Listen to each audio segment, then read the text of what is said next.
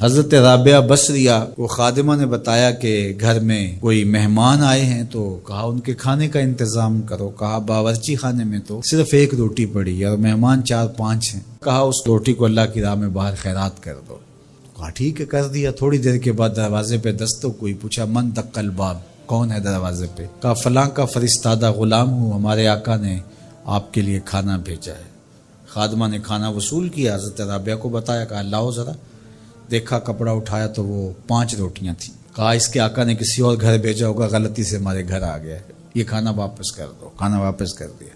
پھر تھوڑی دیر کے بعد دروازے پہ دستک ہوئی، پھر پوچھا دروازے پہ کون ہے؟ کہا میں فلاں کا غلام ہوں، میرے آقا نے آپ کے لیے کھانا بھیجا ہے۔ خادمہ نے وصول کیا، حضرت رابعہ نے کہا ذرا لائیے، دیکھا تو 7 روٹیاں تھیں۔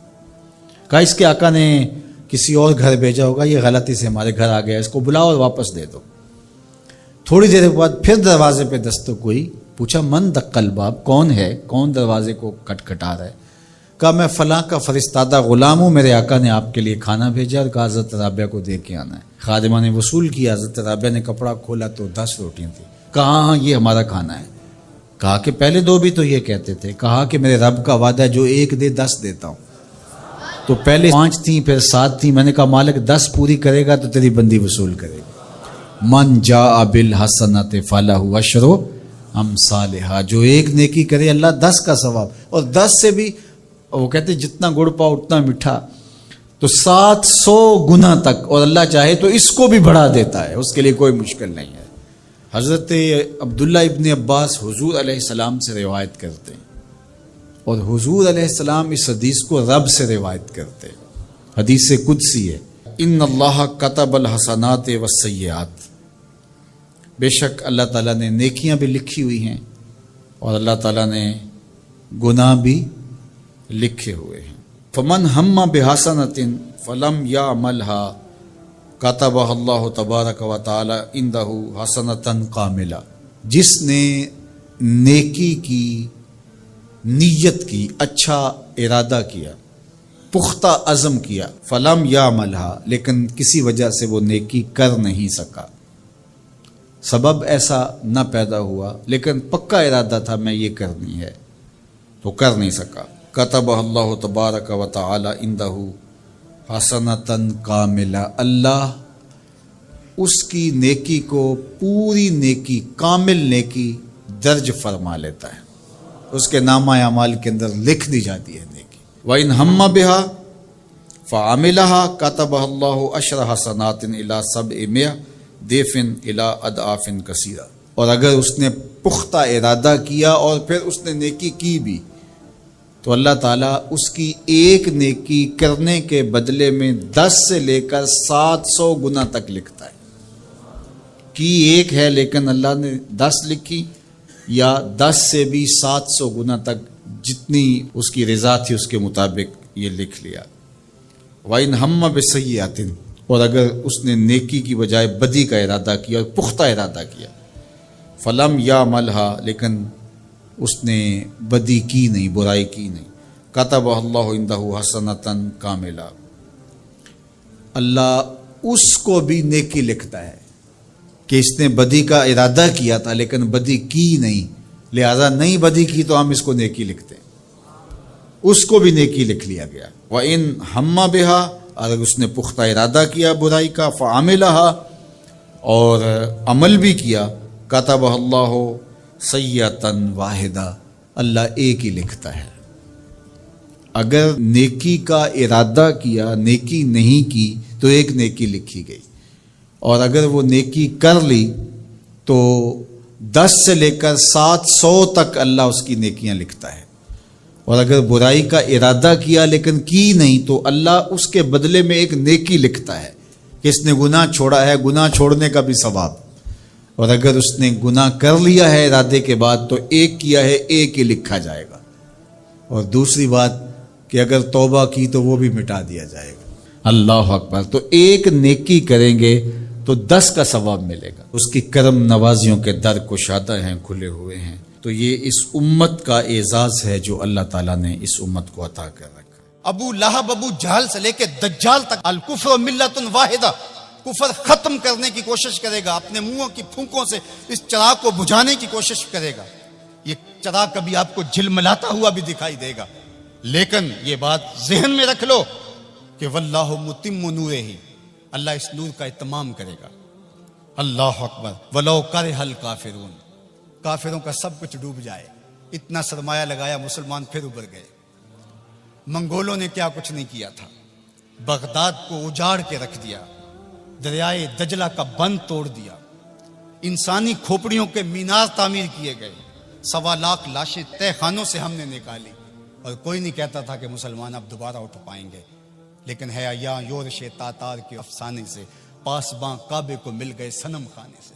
ان اللہ یؤید ھذا الدین بید الرجل الفاجر، اللہ برے لوگوں سے بھی اس دین کا کام لے لیتا ہے۔ واللہ متم نورہ، وہ اس نور کو ہر صورت میں پورا کر کے دکھائے گا۔ یقین کا چراغ ہمارے ہاتھ میں تما دیا، یہ چراغ کبھی بھی آپ کے ہاتھ سے نہیں چھوٹنا چاہیے کہ دین غالب ہوگا۔ والذی ارسل رسولہ بالہدی ودین الحق لیظہرہ علی الدین کلہ، اللہ تعالیٰ نے رسول کو حق اور ہدایت کے ساتھ مبعوث اس لیے کیا ہے کہ تمام ادیان پر دین اسلام کو غالب کرے گا، اگرچہ مشرکین کو ناپسند ہو، ساری ان کی محنت ڈوب جائے گی، ساری کمائی ڈوب جائے گی، اتنا سرمایہ کیا، یہ ٹیکنالوجی کے کھڑے کیے گئے پہاڑ، یہ خریدے گئے غدار، یہ کائنات کے اندر ان کے عالی دماغوں کی محنت، دسیسہ کاریاں، پھیلائے گئے جال، یہ سب ضائع ہو گیا، اور اسلام جب اٹھتا ہے تو پھر اسلام اٹھ کے کھڑا ہو جاتا ہے۔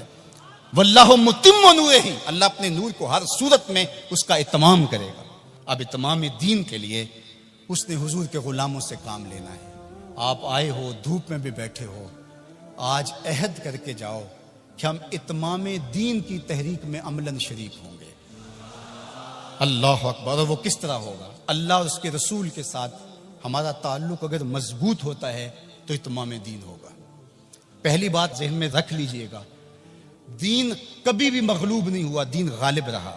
دلائل و براہین کی روشنی میں دین ہمیشہ غالب تھا۔ سیاسی طور پہ ہم مغلوب ہوئے اور ٹیکنالوجی میں ہم مغلوب ہوئے، مختلف جگہوں پہ مختلف ذرائع میں ہم مغلوب ہوئے، لیکن اپنی فطری صداقت کے اعتبار سے دین کبھی مغلوب نہیں ہوا۔ دیگر عنوانات سے ہماری مغلوبیت ہے، اسلام اپنے فطری مزاج کے ساتھ غالب ہے۔ اللہ اور اس کے رسول کے ساتھ ہمارا تعلق مضبوط ہونا چاہیے، سطحی نہیں ہونا چاہیے، ہمارا تعلق مضبوط ہونا چاہیے۔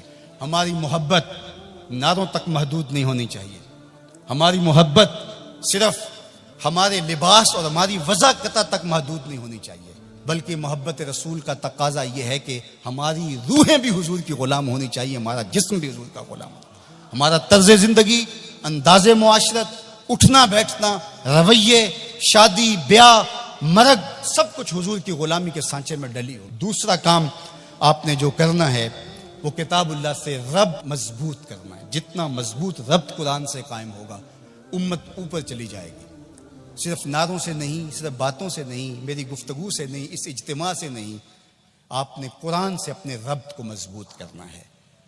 کوئی دن آپ کا نہ گزرے قرآن کے بغیر۔ ہم اپنے ابلاغ کو مؤثر بنائیں، اور یہ صرف مبلغین کے لیے ہی نہیں ہے، یہ ہر شخص ذمہ دار ہے کہ وہ حضور کے دین کے میسج کو آگے منتقل کرے۔ مؤثر تبلیغ کا انداز ہوگا تو اثر انداز ہوگا، اگر تبلیغ کا انداز مؤثر نہیں ہے تو وہ الٹا نقصان کا سبب ہوگا۔ اخلاق و کردار کی خوبصورتی ہر صورت کے اندر اس امت کو حاصل کرنی ہوگی۔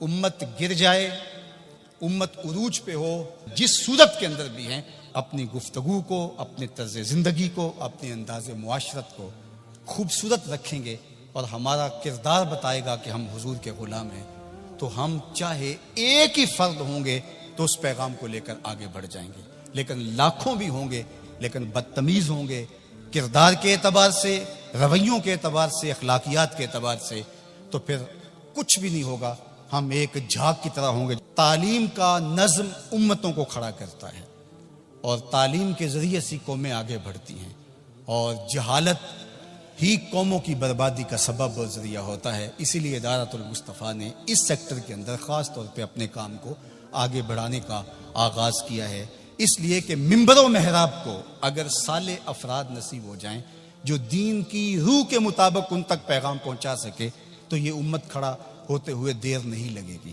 اسی طرح دوسرا کردار والدین کا ہے، تیسرا کردار معلمین کا ہے۔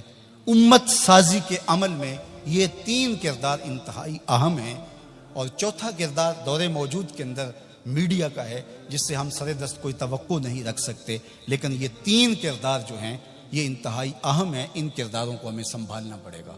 غلبہ دین کا شوق جنون کی حد تک ہمارے سینے میں موجود ہونا چاہیے، لیکن یہ بات ذہن میں رکھے کہ اگر ہم یہ نہیں کر پاتے تو ہمارے ذمے نہیں ہے، ہمارے ذمے جو ہے وہ کوشش اور محنت کرنا ہے۔ جب انسان یہ طے کر لیتا ہے کہ یہ میں نے کرنا ہی کرنا ہے اور وہ نہیں ہو پاتا تو وہ مایوس ہو جاتا ہے۔ اس لیے غلبہ اگر ہو جاتا ہے تو یہ بہت اچھی بات ہے، بلکہ میں نے یہ بات کئی دفعہ کہی ہے کہ ہمارا کام صفیں سیدھی کرنا ہے، اللہ امام کو بھیج دے گا۔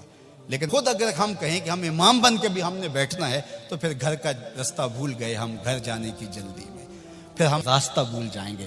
ادارۃ المصطفیٰ ایک مربوط فکر کا نام ہے، اس کے طے شدہ اہداف ہیں، لیکن یہ بات ذہن میں رکھیے گا کہ ہم ایک طوفان سینے میں رکھنے کے باوجود ایسی جلد بازی کبھی نہیں کریں گے جس سے ہمارا راستہ کھوٹا ہو جائے۔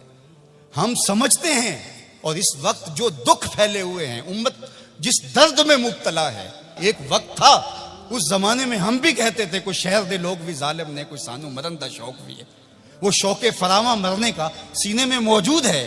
لیکن آج میں یہ بھی کہنا چاہوں گا کہ اے اشک آہستہ بریز کہ غم زیادہ است، اے آنسو ہولے ہولے برسو غم زیادہ ہیں، اے شمع آہستہ بسوز کہ شب دراز است۔ رات بہت لمبی ہے، رات بہت تاریک ہے، اس شمع کو بچا بچا کے جلانا ہے، کہیں بجھ نہ جائے یہ چراغ اور باقی آدھی رات اندھیرے میں ڈوب جائے۔ اگر تم چراغ ہدایت ہو، اگر تمہارے دم سے اجالے ہیں، اگر تمہاری وجہ سے اللہ کی مخلوق خیر کی راہوں کو اختیار کر رہی ہے، اگر تم امت کی ضروریات کو سمجھنے کی صلاحیت رکھتے ہو تو پھر ہولی ہولی جلو، اس لیے کہ شب دراز است، رات بہت لمبی ہے، اس لیے ہولے ہولے آہستہ آہستہ منزل کی طرف بڑھتے جاؤ۔ ہاں، اٹھنے والا قدم رہے منزل کی طرف، چونٹی کی چال پہ بھی چلو گے تو منزل پہ پہنچ جاؤ گے۔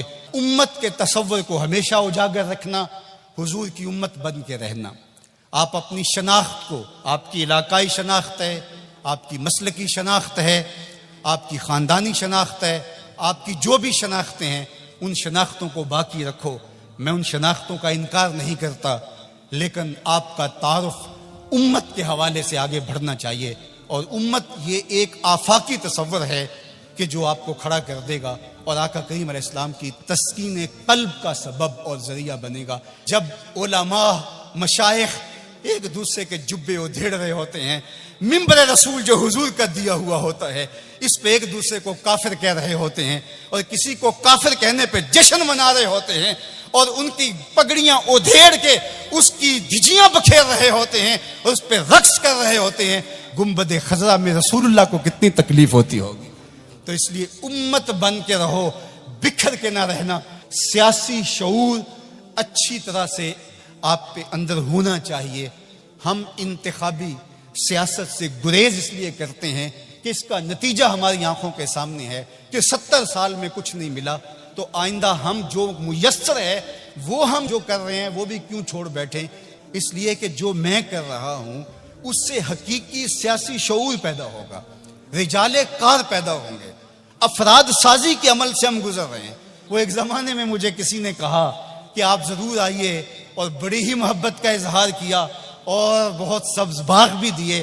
تو میں نے ان کو پیر نصیر الدین علیہ رحمہ کا ایک قول سنایا کہ ایک زمانے میں ان کو وقت کے ایک حکمران نے کہا کہ جناب آپ آئیے، ہم آپ کو وزیر بنانا چاہتے ہیں۔ تو انہوں نے ہنس کے کہا میں بادشاہ، تو میں نے وزیر بنانا چاہنا ہے۔ اس لیے ہم انتخابی سیاست کا کوئی عملی نتیجہ نہیں دیکھتے۔ اور اگر آپ سوشل میڈیا اور الیکٹرانک میڈیا دیکھتے ہیں تو آج کل جو ہاہاکار مچی ہے، جو اندھیر نگری ہے، جو لہجوں کی عجیب بدبو پھیلی ہوئی ہے، تو کیا کوئی یہ پسند کرتا ہے کہ میں بھی جا کے اس ماحول میں کھڑا ہو جاؤں؟ اور اگر کوئی کہتا ہے نہیں جناب آپ صاف سیاست کیجئے، تو میاں یہ صاف سیاست کا تو ماحول پیدا کر رہے ہیں، یہ رجال کار ہی تو پیدا کر رہے ہیں۔ باقی یہ آرزو کہ آپ آئیں، میاں میری یہ آرزو نہیں ہے کہ میں آؤں، وہ ماحول پیدا کرنا چاہتا ہوں کہ کوئی آئے اس کے لیے کوئی بنیادیں تو کھود جائے, کوئی راستے کے اندر سے پتھر تو ہٹا دے. سب نے یہ کہا کہ میں آؤں گا, لیکن راستے کے اندر پتھر پڑے تھے. ہمارا مشن ان پتھروں کو ہٹانا ہے, راستے ہموار کرنا ہے, اور ہم نے دیر تک اس کام کی طرف جانا ہے. اے شمع آہستہ بسوز کہ شب دراز است, اے اشک آہستہ بریز کہ غم زیاد است. سینوں میں طوفان ہے کل بھی کل مرجل, میرا سینہ جل رہا ہے ہنڈیوں کی طرح. میرا بھی جی چاہتا کسی دیوار سے ٹکرا جاؤں. ان حالات میں کیا کوئی دیکھ سکتا ہے کہ رسول اللہ کی امت کاٹی جا رہی ہو, بچے ذبح کیے جا رہے ہو فلسطین میں, کشمیر میں؟ لیکن کیا اس کا علاج میرے پاس سیاست کے میدان میں چھلانگ لگا دینی ہے جہاں ٹانگیں تڑوا بیٹھوں اور جو میسر ہے وہ بھی نہ کر سکوں؟ میں جو کرتا ہوں میں شعوری طور پہ کھڑا ہوں, میں جہاں کھڑا ہوں دلیل سے کھڑا ہوں, میں جہاں کھڑا ہوں میں پورے تیقن کے ساتھ کھڑا ہوں. منزل اور ہدف میری نگاہوں کے سامنے ہے. میں آہستہ آہستہ بڑھتا چلا جاتا ہوں, لیکن منزل کی طرف میری سیدھ ہے. ہمارا نرم رو قاصد پیام زندگی لایا, ہمارا نرم رو قاصد پیام زندگی لایا. خبر دیتی تھی جن کو بجلیاں وہ بے خبر نکلے. تو ہم بجلی کی طرح کوند کر کے ہم شعلہ نہیں بنیں گے, ہم شمع بنیں گے. لوگ کہتے ہیں شعلہ بن جاؤ, شعلہ بننا بھی یہ آگ کا مزاج ہے اور شمع بننا بھی آگ کا مزاج ہے, لیکن ہم شعلہ بننے کا مزاج نہیں رکھتے, ہم شمع بننے کا مزاج رکھتے ہیں. اے شمع آہستہ بسوز کہ شب دراز است, اے اشک آہستہ بریز کہ غم زیاد است. تم نے اس کے حضور پیش ہونا ہی ہونا ہے.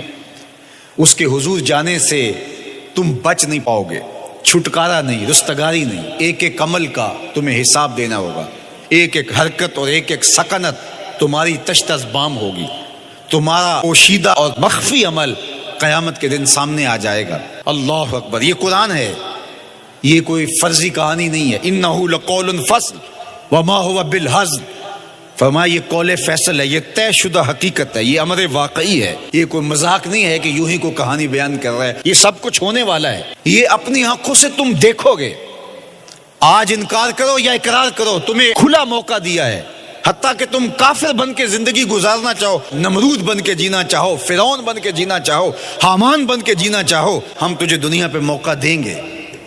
لیکن یہ نہیں ہے کہ جب زندگی کی بساط لپیٹے گی پھر کام ختم ہو جائے گا. نہیں, یہ تمہیں ہمیں فرصت دی ہے, پھر ہم نے تم سے حساب لینا ہے. ایک ایک عمل تمہارے سامنے آئے گا. اللہ اکبر. ذرا غور کیجئے. فآمنوا باللہ, تو بہتر ہے کہ اللہ پر ایمان لاؤ. اس کے حضور تو تم نے آنا ہی آنا ہے. بہتر نہیں ہے کہ جیتے جی آ جاؤ, پھر لوگ تجھے اٹھا کے لائیں گے. اچھا نہیں ہے کہ اپنے قدموں سے چل کے آ جاؤ. کی آنکھ سن لوک یعقوب تینوں جدوں ٹر پہ ہوں سر منہ کج کے تو. پھر جو کفن کی تنیوں میں لپیٹ کر کے تجھے لے کر کے جایا جائے گا, تو اچھا نہیں ہے کہ اپنے قدموں سے خود چل کے مالک کی دہلیز پہ چلے جاؤ. ایک حدیث میں آتا ہے کہ اللہ بندے کو اپنے سامنے سے ہٹنے نہیں دے گا جب تک اس سے 4 سوال نہیں کر لے گا. آپ دیکھیے, میں دیکھوں کیا ہم ان سوالوں کے جواب دینے کے لیے اپنے آپ کو تیار کر رہے ہیں. پہلی چیز, اللہ پوچھے گا عمر کہاں گزاری. دوسرا سوال, اللہ تعالیٰ علم کے بارے میں پوچھے گا, جو پڑھا تھا بتا عمل کہاں تک کیا. خلوت, جلوت, زندگی, شام و سحر تیرے اس سیکھے ہوئے علم کی مطابقت میں تھے, یا علم عزت دولت کمانے کے لیے پڑھا تھا. تیسری بات, اللہ پوچھے گا مال کمایا کیسے, اور مجھے بتا مال خرچ کہاں کیا. آج لوگ نیب سے ڈرتے ہیں کہ ہم سے پوچھ نہ لیا جائے کہ یہ آیا کہاں سے. منی ٹریل پیش کرو, یہاں ہم بچ جائیں گے.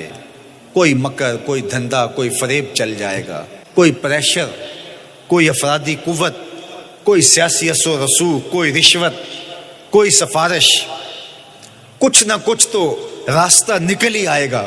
اور آج کی دنیا میں صرف یہی پوچھا جاتا ہے کمایا کہاں سے, یہ نہیں پوچھا جاتا خرچ کہاں کیا. جیسے چاہو خرچ کرو, لیکن وہاں سوال ہوگا وفیما انفقہ, خرچ کہاں کیا.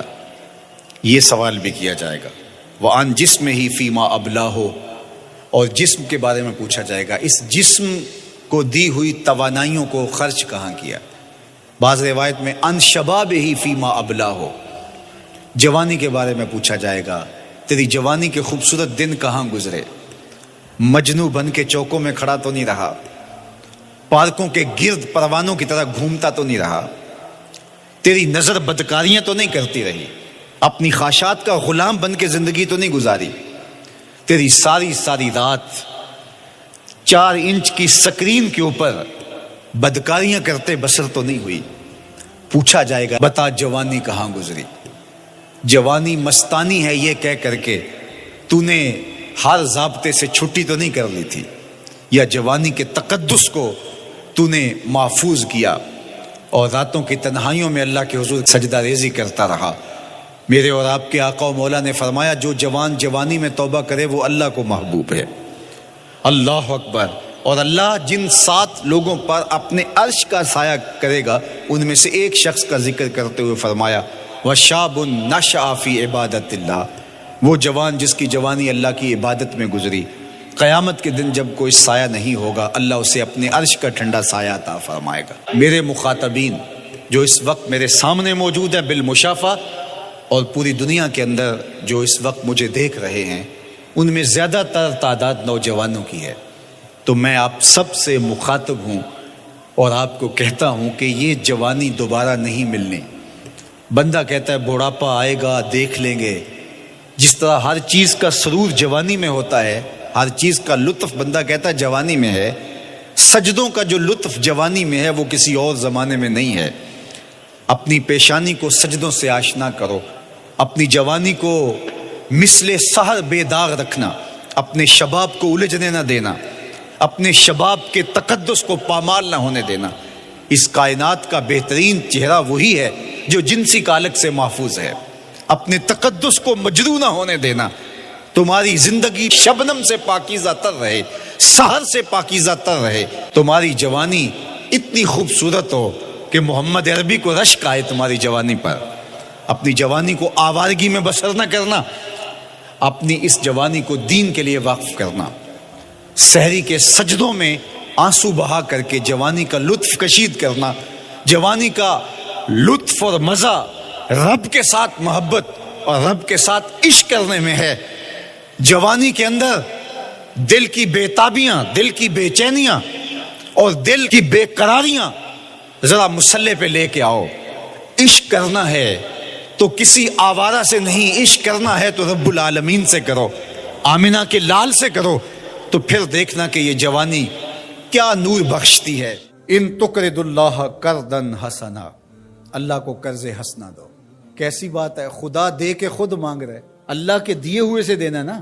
وَمِمَّا رَزَقْنَاهُمْ يُنْفِقُونَ، اللہ کے دیے ہوئے سے دیتے ہیں۔ ذرا دیکھیے اللہ اس پہ ثواب دیتا ہے، اللہ کے دیے ہوئے سے دے کے اللہ سے ثواب لیتے ہیں، اور اللہ فرماتا ہے میں لٹاؤں گا بھی اور دگنا کر کے لٹاؤں گا۔ جو تم میرے دیے ہوئے سے دو گے اس کو دگنا کر کے لٹاؤں گا اور تمہیں اجر بھی دوں گا۔ یہ کیا دل آویز کہانی ہے۔ وَيَغْفِرْ لَكُمْ، اور تمہیں بخش بھی دے گا۔ واللہ شکور حلیم، وہ شکر گزار بھی ہے اور حلم والا بھی ہے۔ اللہ اکبر۔ اللہ خود دے کے خود کہتا ہے مجھے قرض دو۔ ایک دوسرے مقام پر من یقرض اللہ قرضا حسنا، کون ہے جو اللہ کو قرض حسنا دے؟ جب یہ آیت کریمہ نازل ہوئی تو ایک صحابی تھے حضرت ابو دہدہ رضی اللہ تعالیٰ، تو یہ آیت اتری کہ کون ہے جو اللہ کو قرض حسنا دے، اللہ اسے لٹائے گا، کئی گناہ کر کے دے گا۔ تو وہ حضور کے پاس آئے اور آقا کریم کا ہاتھ پکڑ لیا اور کہا حضور کیا اللہ نے واقعی ہم سے قرض مانگا ہے؟ رب ہو کے قرض مانگ رہے، اللہ نے واقعی ہم سے قرض مانگا ہے؟ تو حضور نے فرمایا ہاں ابو دہدہ، اللہ نے واقعی ہم سے قرض مانگا ہے۔ تو حضور کا ہاتھ پکڑ لیا اور ساتھ ساتھ چلتے رہے، تو کھجوروں کے باغ کے کنارے حضور کو لے گئے، اور 600 کھجوروں کا درخت تھا جہاں انہوں نے اس کو لگا کر کے پروان چڑھایا تھا۔ اور کھجور آپ کو پتہ کب لگتی ہے اور کب جوان ہوتی ہے، کتنا وقت لگتا ہے۔ پھل دینا آسان ہوتا ہے لیکن کھجور دے دینا یہ بڑا مشکل ہوتا ہے۔ وہ ہمارے دیہاتوں میں کہتے ہیں کہ جٹ گڑ کی پیسی دے دیتا ہے لیکن گنا نہیں توڑنے دیتا، چونکہ فصل کے ساتھ جو لگاؤ ہوتا ہے، جو ایک ربط قلب ہوتا ہے، وہ بڑا گہرا ہوتا ہے، تو وہ گنا نہیں توڑنے دیتا، اس پہ لڑائی ہو جاتی ہے، لیکن وہ گڑ کی پیسی دے دیتا ہے، وہ کئی گنوں کا نتیجہ ہوتا ہے۔ تو کھجوریں، اور وہ بھی کئی سالوں میں پل کے جوان ہوئی، 600 کھجوروں کے درخت تھے، اور پھر اس میں رہائش بھی ان کی تھی۔ تو اس کے کنارے کھڑے ہو کے پھر ایک بار دہراتے ہیں حضور کیا واقعی اللہ نے ہم سے قرض مانگا ہے؟ تو حضور نے فرمایا ہاں ابو دہدا، اللہ نے واقعی ہم سے قرض مانگا ہے. تو کہا پھر سودے کے آپ گواہ ہو جائیں، یہ باغ میں نے اللہ کو قرضے میں دے دیا، یہ باغ میں نے اللہ کو قرضے میں دے دیا. اللہ اکبر. اب ان کی رہائش بھی وہاں تھی اور بچے بھی وہاں رہتے تھے. اب اندر نہیں جا رہے، باہر ہی کھڑے ہو کے بلند آواز سے پکار کرتے ہیں یا امت دہدا اخرجی، اے دہدا کی امی جلدی جلدی بچوں کو لے کے باہر آ جا، یہ باغ اب ہمارا نہیں رہا، ہم نے اللہ کو قرضے میں دے دیا. اب خاتون تو لڑنے لگ جائے کہ یہ اور کہیں انتظام نہیں کیا، یہ گھر بستا ہوا، یہ کھجوروں کا باغ لٹکتے ہوئے خوشے، یہ چھوڑ دیں. لیکن وہ بھی حضور کی درس گاہ کی پڑی ہوئی تھی. اللہ اکبر. تو وہ جلدی جلدی تھوڑا سامان سمیٹتی ہے، بچے سمیٹتی ہے اور باغ سے باہر آتی ہے. اور باغ کے کنارے پر باہر حضور کھڑے ہیں، حضرت ابو دہدا کھڑے ہیں ان کے شوہر. اور پھر وہ آگے آ کے کہتی کیا ہے، ذرا ان لفظوں پہ 100 جان سے قربان جائے. وہ کہتی ہے رابحہ بیعو کا یا ابا دہدا، رابحہ بیعو کا یا ابا دہدا. دہدا کہ ابو تو نے بڑا ہی نفع والا سودا کیا ہے، تو نے بڑا ہی نفع والا سودا کیا. اللہ اکبر. یہ تھے حضور کی تربیت کا نور پانے والے لوگ. تو کہا ان تقرض اللہ قرضا حسنا، جو اللہ کو قرض حسنا دے، یضاعفہ لکم، اللہ اس کو بڑھا دیتا ہے، ویغفر لکم، اور تمہیں معاف بھی کر دیتا ہے. واللہ شکور حلیم، وہ شکر گزار بھی ہے اور حلیم بھی ہے. علماء نے لکھا حلیم کا معنی یہ ہے کہ تمہیں گناہ میں سزا دینے میں جلدی نہیں کرتا، حلم والا ہے. عالم الغیب والشہادہ، جو تم چھپ کے کرتے ہو، مخفی کرتے ہو، اسے بھی جانتا ہے، اور جو تم اعلانیہ کرتے ہو رب اس سے بھی باخبر ہے. العزیز الحکیم، غالب ہے، اس پر کوئی غالب نہیں ہے، وہ حکمت والا ہے. یہ اس کی عظمتیں ہیں. تو سورہ التغابن اپنے دامن میں وہ نور رکھتی ہے کہ اس کی تلاوت کرنے سے زندگی میں جمال اور زندگی میں نور نصیب ہوتا ہے. علماء نے لکھا ہے وہ بیماری، وہ مشکل، وہ پریشانی جس کے ظاہری اسباب منقطع ہو جائیں تو سورہ تغابن پڑھیں، اللہ تعالیٰ جل شانہ اپنا کرم فرما دے گا، اپنی رحمت نازل فرمائے گا. اللہ ہمیں سورہ تغابن کا نور نصیب. ایک لمحہ کمایا جس میں تمہارے اور تمہارے رب کے درمیان وتبتل الیہ تبتیلا، نام بھج مسیح وڑیا نا تسبا، درمیان میں نہ کوئی فرشتہ ہوتا ہے، نہ کوئی رسول اور پیغمبر ہوتا ہے، وہاں میرا اور میرے رب کا ہی معاملہ ہوتا ہے. تو یہ یکسوئی کے لمحات ہیں.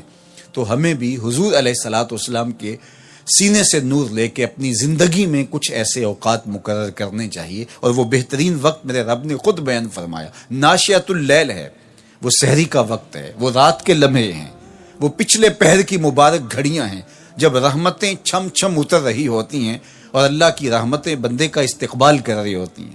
تو اس وقت اگر اللہ کے حضور کھڑے ہو کے ربط قائم کیا جائے تو وہ اللہ کے ساتھ جڑنے کا بہترین وقت ہے. اور نماز میں تبتل ہو، جب ہم نماز پڑھ رہے ہوں تو مکمل انہماک رب کے ساتھ ہو.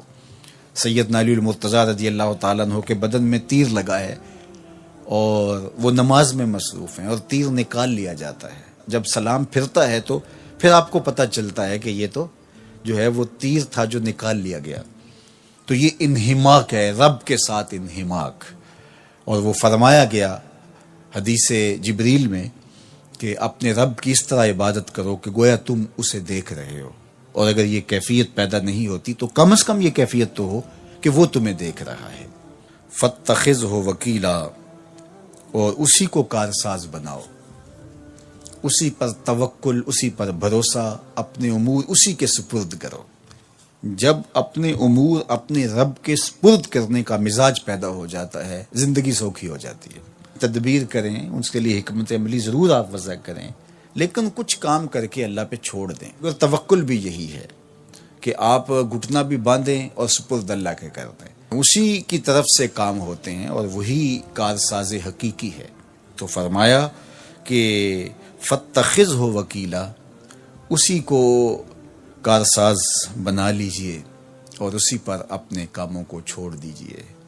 جو کشتیاں اس کے نام پر ڈال دی گئیں وہ ڈوبتی نہیں ہیں، وہ منزل تک ساحل تک پہنچتی ہیں. تو ہمارا تو اتنا ہی کام ہے کہ کشتی ڈال دی، لیکن اس کو پار لگانا تو اسی کا کام ہے.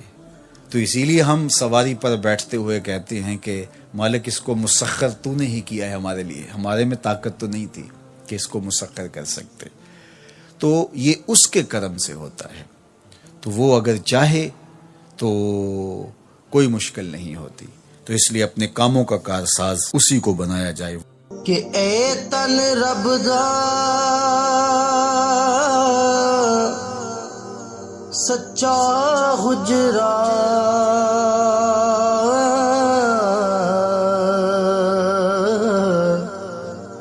تے کھڑے